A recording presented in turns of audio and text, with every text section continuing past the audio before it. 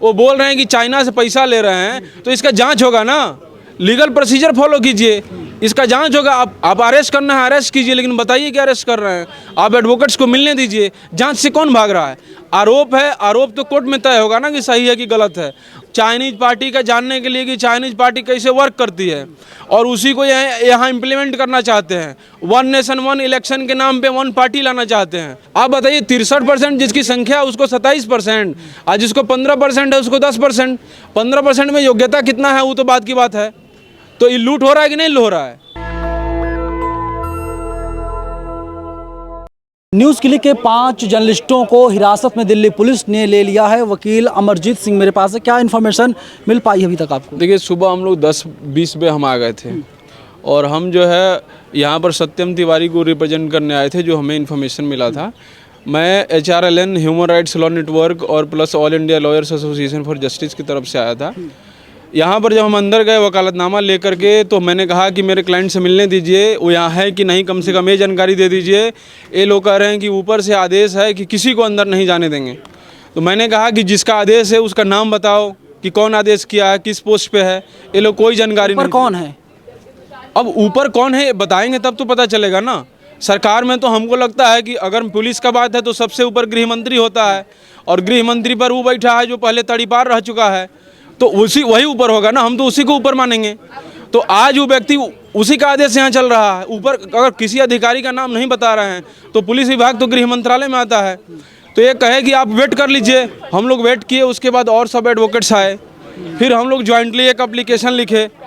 ये एप्लीकेशन जो है youth bar association of India versus union of India, जो सुप्रीम कोर्ट 7 सितंबर 2016 का जजमेंट है, जिसके तहत डायरेक्शन है कि अगर किसी व्यक्ति पे कोई भी FIR होता है या उसको संदेह है कि उस पर कोई FIR है, तो वो जो है एक एप्लीकेशन के द्वारा अपने लीगल रिप्रेजेंटेटिव के थ्रू FIR का मांग कर सकता है, और पुलिस उसको देगी।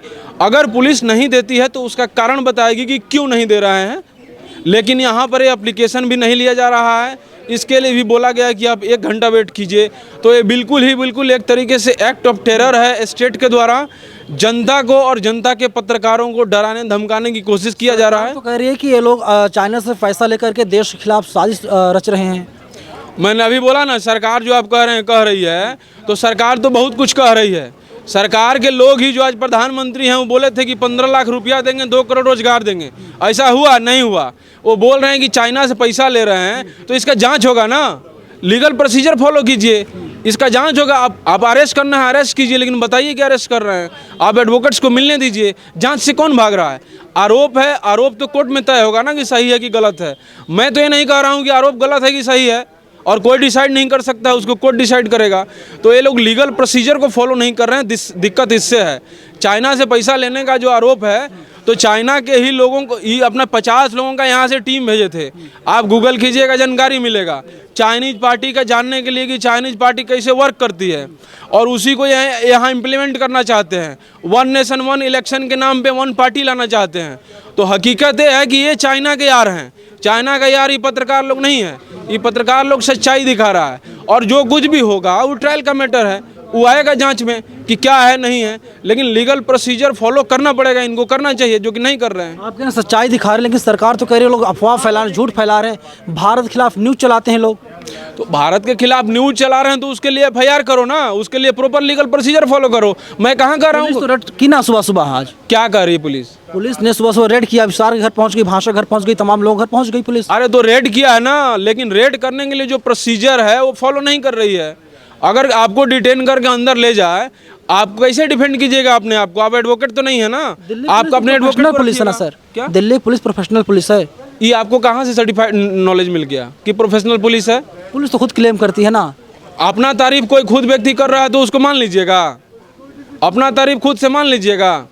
मोदी जी तो कहते हैं महिलाओं का सम्मान करते हैं, अपनी पत्नी का सम्मान नहीं करते हैं, मान लीजिएगा आप ये बात कहिए ना कि पुलिस खुद से अपना तारीफ कर रही है, तो उसके तारीफ के क्या मतलब है? कोई डॉक्यूमेंट है आपके पास कि दिल्ली पुलिस सबसे बढ़िया पुलिस है? कोई है ऐसा? कोई क्या पुलिस जो तमाम अधिकारी हैं, बिना किसी अधिकारी के, DCP या IPS रैंक के, जब तक अधिकारी नहीं बोले होंगे जाओ डिटेन करो या मोबाइल फ़ोन जब्त कर लो या लैपटॉप जब्त कर लो, तो पुलिस वालों ने नहीं किया होगा? तो क्या लगता है, पुलिस के अधिकारी या सरकार का दबाव है? जो आप बोल रहे हैं ना, बोले होंगे, तो अभी आप बोल रहे हैं बोले होंगे, नहीं भी तो बोले हो सकते हैं, बाद में भी तो बन सकता है कि हमने ऑर्डर दिया था। बैक डेट का ऑर्डर नहीं जानते हैं आप? डिटेन करने के बाद बैक डेट का ऑर्डर दिखा देंगे, आप क्या कीजिएगा? आपके पास क्या रिसोर्स है कि बैक डेट का है ही? आपके पास कोई जानकारी होगा? नहीं होगा ना। आप पत्रकार हैं, बहुत सारे रिपोर्टिंग करते होंगे, बैक डेट में ही लोग बहुत कुछ कर देता है। तो अभी जब लीगल प्रोसीजर नहीं फॉलो कर रहा है तो क्या गारंटी है कि बाद में जो डॉक्यूमेंट दिखाएगा वो जो है ठीक है? अनुराग ठाकुर कह रहे हैं देश के गद्दारों को बख्शा नहीं जाएगा। अनुराग ठाकुर डिसाइड कर ले पहले डिफिनीशन हूँ। मैं कह रहा हूँ अनुराग ठाकुर अपने सोशल मीडिया अकाउंट से देश का डिफिनीशन बताए देश को। उसको पता है देश का डिफिनीशन? अमित शाह देश है कि मोदी देश है? देश हम सब है ना। और हमारी कोई आवाज़ उठा रहा है तो देशद्रोही हो गया। इसीलिए मैं कह रहा हूँ कि कल जब बिहार में जातीय जनगणना रिलीज हुआ तो इनको सांप सूंघ गया है। जितना भाजपा का चापलूसी करने वाला मीडिया है उसको जो है जुबान नहीं हिल रहा है। आप बताइए अनुराग ठाकुर 10% EWS आया, उस पर जवाब देगा?